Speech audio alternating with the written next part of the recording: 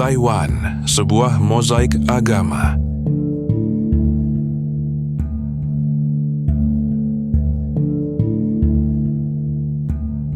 Rakyat memiliki hak atas kebebasan beragama. Sebuah produksi dari Missionet, sebuah inisiatif dari misionaris Xaverian, dengan dukungan dari Kedutaan Besar Taiwan untuk Tahta Suci. Hak atas kebebasan beragama menjamin setiap orang untuk menganut dan mempraktikkan kepercayaannya secara bebas, untuk berpindah agama, atau untuk tidak menganut agama apapun.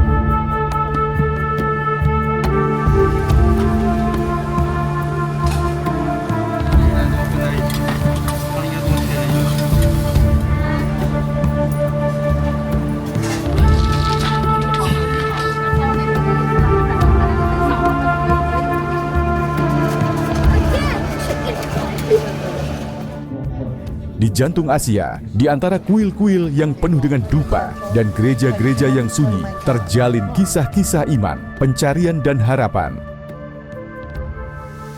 Taiwan adalah sebuah mosaik spiritual, laboratorium hidup dari keragaman dan kebebasan beragama.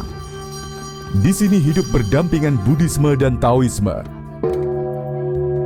kekristenan dan Islam, Konfusianisme, serta jalan-jalan baru dalam pencarian kebenaran. Namun, bagaimana sebenarnya keragaman ini dijalani?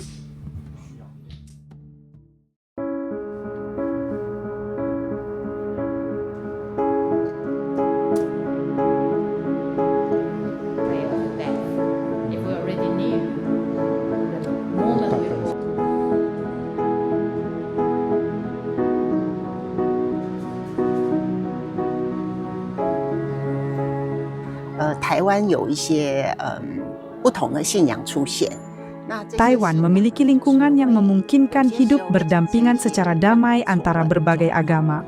Seorang Jepang pernah berkata kepadaku, Taiwan adalah museum agama.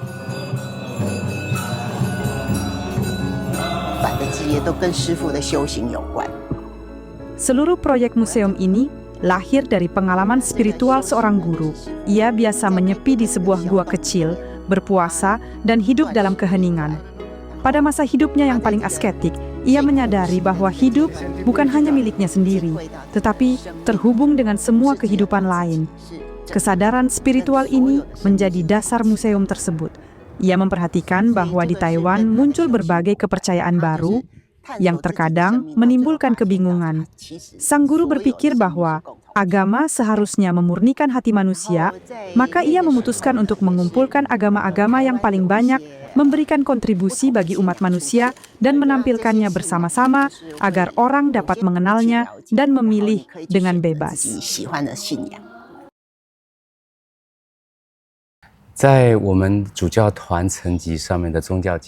Di tingkat konferensi wali gereja, kami memelihara dialog antaragama, mencari bentuk-bentuk kerjasama. Pendekatan utama kami sekarang didasarkan pada persahabatan. Sudah lama saya memperhatikan bahwa di Taiwan, antaragama terdapat toleransi yang tinggi. Itu hal pertama.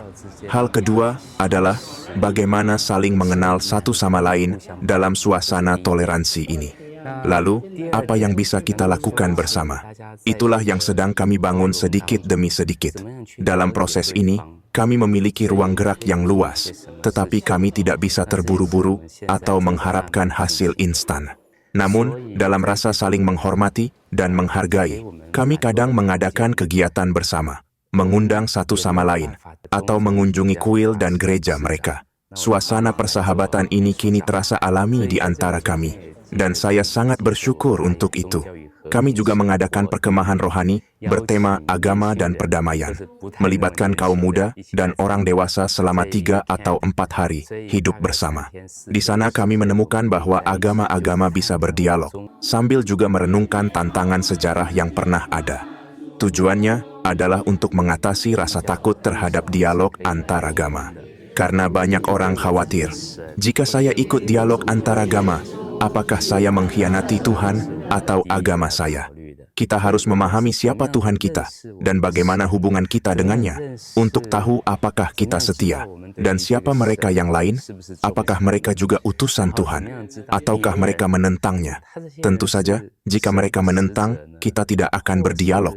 Tapi kalau kita melihat sikap persahabatan, kita teringat pada kata-kata Yesus. Semoga mereka semua menjadi satu. Maka kita mengerti bahwa Allah adalah kasih. 那宗教交谈要跟不同的宗教来交谈。 Terkait agama lain, kami juga berterima kasih kepada Vatikan dan Dewan Kepausan untuk dialog antaragama yang sangat aktif. Sekitar 3 atau 4 tahun lalu, mereka memulai dialog dengan komunitas Buddhis Taiwan. Mereka juga menyelenggarakan konferensi internasional dengan komunitas Taois. Kami dari Keuskupan Taipei mendukung inisiatif-inisiatif ini secara aktif. Dengan demikian, kami membangun hubungan yang sangat baik dengan Buddhis, Taois, dan juga agama rakyat. Dalam beberapa tahun terakhir, kami juga memiliki hubungan yang baik dengan umat Muslim. Setiap tahun, selama bulan Ramadan, Vatikan mengirimkan surat yang kami terjemahkan ke dalam bahasa Mandarin dan sampaikan ke masjid untuk berdialog dengan umat Islam. Mereka juga mengundang kami untuk berbuka puasa bersama dalam iftar setiap hari selama Ramadan. Baru-baru ini, kami juga mendirikan asosiasi untuk perdamaian antaragama. Di seluruh Taiwan, kami telah menghubungkan lebih dari 20 agama berbeda, termasuk Yi Guandao, Tiandijiao, dan Tiandejiao. Sekitar 20 agama bersatu. Saya dipilih menjadi ketuanya. Setiap tahun kami mengadakan 2 atau 3 pertemuan antar wakil agama. Kami membahas isu-isu sosial dan bagaimana mendorong kemajuan masyarakat. Saya memimpin kelompok ini, dan agama Katolik sering dianggap sebagai kakak tertua. Semua bersedia bekerja sama dengan kami dan mengikuti arahan kami. 保持着和谐的关系。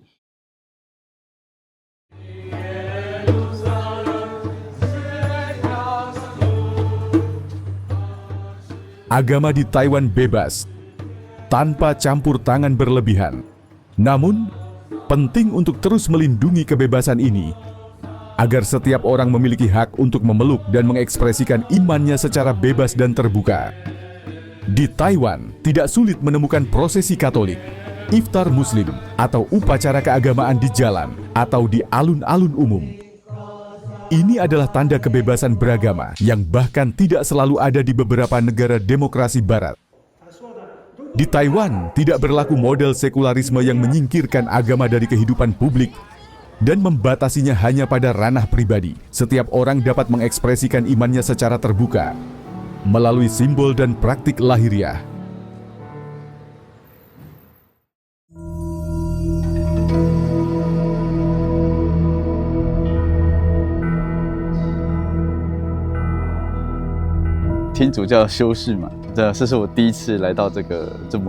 Seorang saudara mengundang kami ke sini.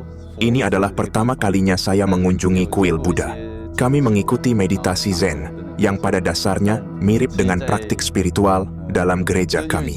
Keheningan batin, refleksi diri, dan pencarian jalan untuk memperbaiki hati. Kami mendengarkan para biksu melantunkan sutra secara berulang dan terus-menerus untuk mencapai kedamaian batin dan menyalurkan energi itu kepada mereka yang membutuhkan berkat. Pengalaman ini membantu menghapus kesalahpahaman, membuka diri, menerima perbedaan, dan mencari kebenaran bersama. Di kalangan Buddhis sendiri, ada banyak aliran dan praktik yang berbeda. Demikian juga dalam gereja Katolik, terdapat berbagai jalan spiritualitas. Dalam gereja Katolik, kita bisa banyak belajar dari meditasi Zen ini.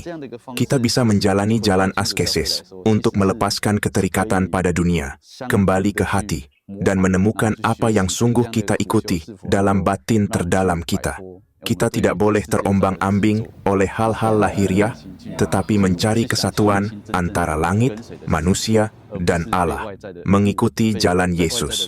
Dalam pembinaan rohani, mudah sekali terganggu oleh hal-hal luar, emosi, karakter orang lain, relasi antar sesama. Semua ini bisa menimbulkan gesekan, tetapi setiap pengalaman mengajarkan sesuatu. Kita belajar bahwa sebelum setiap relasi, kita harus membuka pikiran, memperluas pandangan, dan dengan begitu, hati kita tidak mudah terganggu. Kita kembali pada kesederhanaan dan kedamaian batin. 所以可以越来越单纯，越来越明净这样。对，这个也就是我要讲说，师父到各个 Sang guru pernah berkata dalam konferensinya, kita hanya memiliki satu planet, semua agama hidup berdampingan di bumi ini. Tanpa perdamaian antar agama, tidak akan ada perdamaian di dunia. Karena itu, kita harus mendorong dialog. Jika kita benar-benar percaya pada nilai-nilai ini, maka tidak akan ada lagi konflik antar agama. 我们必须要宗教和平。好，所以用这样子的方式。